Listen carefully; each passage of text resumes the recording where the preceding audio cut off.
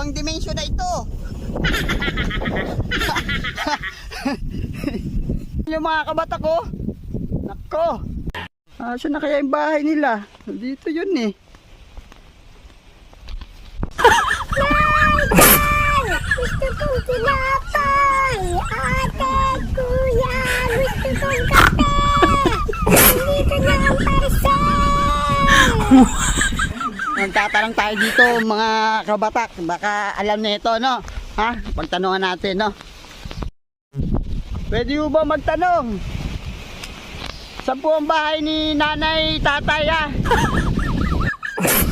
Pwede naman. Yan. Yung daanan na yan, diyan ka lang pumunta, ha? Dire-diretso lang yan, ano? Sige.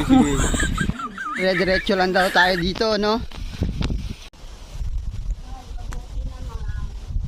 Kaya andito na po yung parcel niya, Nay. Saan po ako, Nay, nakarating eh. Kasi naligaw ako, Nay.